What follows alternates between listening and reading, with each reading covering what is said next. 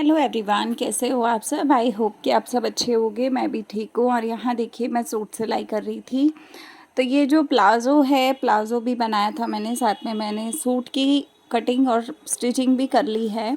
और यहीं पर मैंने दोनों चीज़ें ना एक ही साथ बना ली थी, क्योंकि क्या होता है कि धागा बार बार बदलना पड़ता है, क्योंकि बहुत सारे कलर के कपड़े आ रखे हैं तो धागा बदलना पड़ता है। तो मैं क्या कर रही हूँ आजकल कि पजामा और जो ऊपर का पार्ट होता है सूट का, वो दोनों एक साथ ही बना रही हूँ। तो एक साथ में ये होता है कि धागा एक ही लगाओ और फटाफट उस कलर के कपड़े को निपटा लो। तो जितने भी एक जैसे कलर के कपड़े होते हैं वो ज़्यादातर मैं एक साथ ही करती हूँ। तो इससे आपका टाइम बचता है। अगर आप लोग होम बुटीक चलाते हैं या बुटीक चलाते हैं तो सबसे पहले आपको यही चीज़ का ध्यान रखना है कि एक दिन में आप जितने भी कपड़े बनाने वाले हैं या बना रहे हैं, या जो भी कपड़े मान लो 2 दिन में भी आपको बनाने हैं, तो आपको पता रहता है कि आपको ये वाले काम इतने दिनों में देने हैं कस्टमर को करके। तो आपका माइंडसेट जो होता है ना, वो इस हिसाब से होना चाहिए कि आपको, जैसे मान लो कईयों का ऐसा भी होता है कि जैसे ग्रीन कलर है तो ग्रीन कलर का बॉटम मान लो किसी और के साथ भी बॉटम है और एक पूरा प्रॉपर ग्रीन सूट भी है, और किसी का कुर्ती का पार्ट है ग्रीन, तो आपको पूरे ग्रीन कलर को एक ही बार पकड़ना है। अगर एक जैसा रंग है, एक ही धागा लगने वाला है, तो पूरे कपड़ों को पहले एक ही बार में सिल लेना है। उससे क्या होगा कि आपकी बॉबिन भी एक ही बार भरेगी, धागा भी एक ही बार डलेगा सुई में, और उससे फटाफट काम हो भी जाएगा। तो इस तरीके से आप काम बहुत आसानी से कर सकते हो, अगर आपको पता है कि 2-3 दिन में कपड़े जाने हैं। तो अगर मान लो कि किसी का कपड़ा ऐसा है कि ये सूट आज जाने वाला और एक सूट है जो 10 दिन बाद जाने वाला है, तो ज़रूरी नहीं है कि फिर आप एक साथ करो, है ना। फिर तो आप अपने कपड़ों के हिसाब से आप काम करो कि जितना आपको लगता है कि आप कर सकते हो, और ये काम पहले के हैं तो पहले करो, बाद के बाद में करो। उस हिसाब से रूटीन बनाओ अपने काम का। लेकिन अगर आपको लगता है कि एक साथ ही जाने हैं और मतलब ये कलर एक जैसे हैं और एक ही धागा लगना है, तो फिर धागे के हिसाब से काम करो, क्योंकि उसमें आपका टाइम काफ़ी बचता है।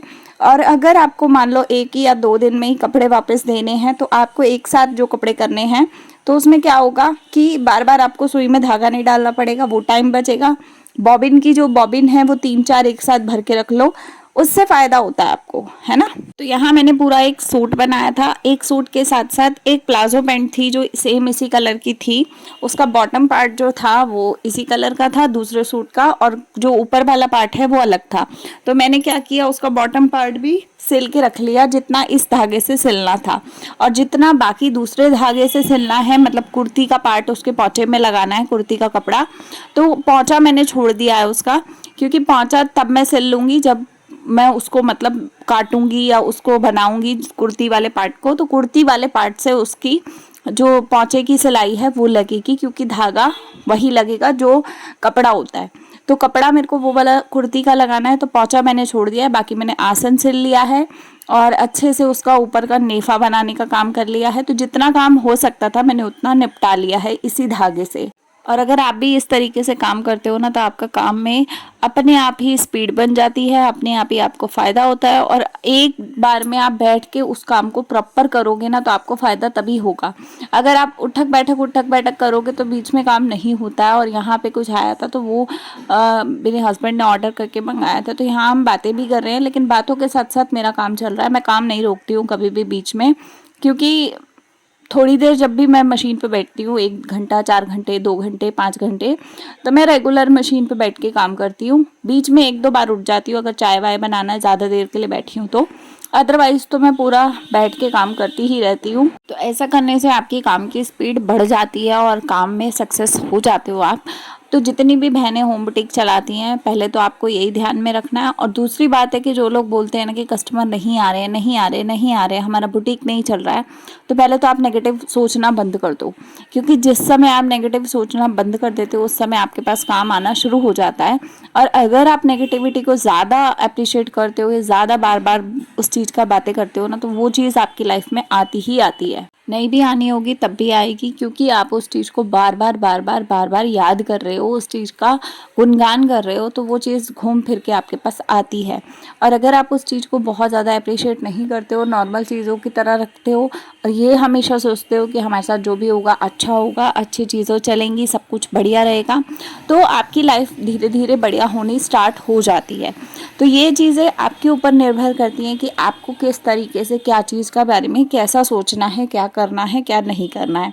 जिस समय आप कुछ भी काम कर रहे होते हो ना, तो मेरे हिसाब से आपको उस तरीके से ही चीज़ों को सोच के अपने कामों को करना चाहिए, क्योंकि उससे आपको बेनिफिट होता है। और ये रियलिटी है कि आपको अगर बेनिफिट चाहिए तो आपको हमेशा पॉजिटिविटी की तरफ जाना चाहिए। और जो काम अगर नहीं भी हो रहा, आपको उम्मीद रखनी है कि हाँ, अगर होम बुटीक चला रहे हैं तो कस्टमर आएगा ही आएगा। आज नहीं आएगा तो कल आएगा, कल नहीं आएगा तो परसों आएगा, लेकिन डीमोटिवेट नहीं होना। आपको सिर्फ इंतज़ार करना है, और इंतज़ार ही आपको एक नया कस्टमर लाकर देता है। और कस्टमर धीरे धीरे इतने हो जाते हैं, कोई कोई इंसान को समय लगता है, कोई कोई इंसान को समय भी नहीं लगता। वो अपने लक के ऊपर भी निर्भर करता है कि किसका लक किस तरीके का है। कईयों को तो दूसरे दिन ही काम मिल जाता है और कईयों को 1 महीना भी बैठना पड़ जाता है। तो सोचना विचारना नहीं है, अपने कपड़े सिलो। अपने कपड़े भी इस तरीके से सिलो कि जब आप अपने भी सिलोगे, तो अगर बाहर से सिलाओगे तब भी तो पैसे दोगे ना।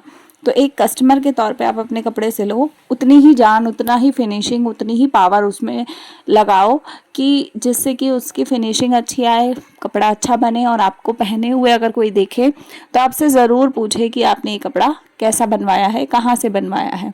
तो जिस समय आप खुद ही अपनी चीज़ों के या अपनी दुकान के मॉडल बन जाओगे ना, उस समय आपकी पब्लिसिटी खुद ही हो जाएगी। ठीक है, फिर आपको किसी चीज़ की ज़रूरत नहीं पड़ती। कई लोग बोलते हैं हम दिखने में अच्छे नहीं दिखते, तो हम कैसे मतलब अपने कपड़ों को पहन के प्रचार करें। तो मैं ये कहूँगी कि ये आपको लगता है कि आप अच्छे नहीं दिखते हो, लेकिन दुनिया की सबकी नज़रिया अलग अलग है, और हमेशा हर इंसान अपने आप को कई बार अच्छा नहीं दिखता है। ठीक है, लेकिन बाहर वालों को वही इंसान अच्छा दिखता है। तो सबका नज़रिया अलग अलग है, और कभी भी अपने बारे में ये नहीं सोचना चाहिए कि हम अच्छे नहीं दिखते तो हम ये कर नहीं सकते। भाई, सब कर सकते हैं, सब कर सकते हैं। मैं तो यही कहूँगी कि बस अंदर से मन में इच्छा होनी चाहिए काम को करने की। अगर आपके अंदर इच्छा है तो आप काम कर सकते हो, अदरवाइज़ तो आपको नहीं करना तो नहीं करोगे ना।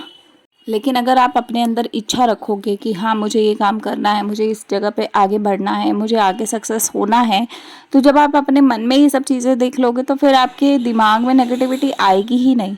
फिर ये वाले सवाल, बेवकूफ़ों वाले सवाल आएंगे ही नहीं कि हम अच्छे नहीं दिखते, या हम प्रचार अपने इसका होम बुटीक का कैसे करें, या हम अगर कोई चीज़ सिल रहे हैं तो वो हम पे जचेगी नहीं जचेगी, हम काले हैं, हम गोरे हैं। ये सारी बकवास ना आती नहीं है मन में, अगर आप पॉजिटिव रहते हो तो मेरे लिए बेसिक बात ये है कि अगर आप पॉजिटिव हो तो आप कुछ भी कर सकते हो, और अगर आप नेगेटिव हो तो जो काम होने वाला है वो भी नहीं होगा। तो ये बात ध्यान में रखो, और इस तरीके से आगे बढ़ो कि दुनिया भी देखे और आपको अप्रिशिएट करे, और आपके बारे में सोचे कि हाँ, इन्होंने कुछ बोला तो इन्होंने कुछ किया अपने जीवन में, और आज ये इस मुकाम पे हैं। तो इतना बड़ा कुछ काम नहीं करना होता, सिर्फ आपको पॉजिटिविटी की तरफ बढ़ना है। कोशिश करनी है कि जितने कपड़े आप बनाते हो अपने ही अच्छे से अच्छा बनाओ, ताकि अगर आपसे कोई पूछे तो आप उन्हें बोल पाओ कि ये कपड़ा हमने खुद बनाया है। हालांकि मुझे उतनी ज़्यादा ज़रूरत नहीं पड़ती है लोगों को अपने कपड़ों को दिखाने की, क्योंकि जिस समय मैं कपड़े भारी पहनती हूँ या सूट वगैरह पहनती हूँ तो लोग ऐसे ही पूछ लेते हैं। लेकिन मेरे साथ ये है कि मेरे पास कस्टमर बंध चुके हैं, तो मेरे जो रेगुलर कस्टमर हैं उन्होंने आना ही आना है, तो मुझे पता है इस चीज़ का। और बाकी रही बात बाकी की, तो अपने कपड़ों में जान डाल दो। जो कपड़े आप बनाते हो उसमें फिनिशिंग अच्छी दे दो, जान डाल दो उस कपड़े में। अगर कोई कपड़ा ऐसा है कि किसी काम का नहीं है, आप उसका भी कुर्ती वुर्ती बना रहे हो, उसमें थोड़ा डिज़ाइनिंग, लेस की डिज़ाइनिंग दे दो, कुछ पैचेस लगा के उसमें काम कर दो, तो वो कपड़ा भी जो 50 रुपये वाला मीटर कपड़ा होता है ना, वो भी आपका 500 रुपये मीटर वाला बन जाएगा। अगर आप उसमें थोड़ी पावर लगा दोगे, थोड़ी मेहनत कर लोगे, थोड़ा काम अच्छे से दिखा दोगे करके, तो वो भी जान ले आता है। लेकिन उसके लिए करनी पड़ती है मेहनत, और दिमाग लगाना पड़ता है। तो जब दिमाग लगाना शुरू कर दोगे और अच्छी पॉजिटिविटी के साथ आगे बढ़ना शुरू कर दोगे, तो मुझे नहीं लगता कि आपको फिर कोई रोक सकता है। तो बस ये वाली बातों को आपको ध्यान में रखना है। आपकी कमाई डबल हो जाएगी अगर आप ये सारी चीज़ों को फॉलो करते हैं तो, और साथ ही साथ आपके कस्टमर की लाइन आपके बुटीक के बाहर ज़रूर होगी। बस पॉजिटिविटी की तरफ रहना है, भगवान की प्रार्थना भगवान से करते रहना है, और भगवान के नाम के साथ आपको आगे बढ़ना है। कोई गलत भी बोल रहा है उस चीज़ को इग्नोर मारना है, क्योंकि लोगों का काम है कुछ भी बोलते हैं, तो हर किसी का मुंह नहीं बंद कर सकते। जब आपका काम चालू हो जाता है ना, तो उन्हीं लोगों का मुंह अपने आप बंद हो जाता है। तो ये चीज़ को ध्यान में रखना है। बाकी आज का वीडियो आपको कैसा लगा? ये सूट मैंने ओवरऑल बना के पूरा रेडी कर लिया था, तो इस वीडियो में तो मैंने नहीं दिखाया, लेकिन हाँ, अगले वीडियो में मैं आपको दिखा दूँगी। तो आपको वीडियो कैसा लगा ज़रूर कमेंट कीजिएगा और लाइक शेयर सब्सक्राइब कीजिएगा, पसंद आया हो तो। मिलते हैं अगले वीडियो में, तब तक के लिए बाय, टेक केयर।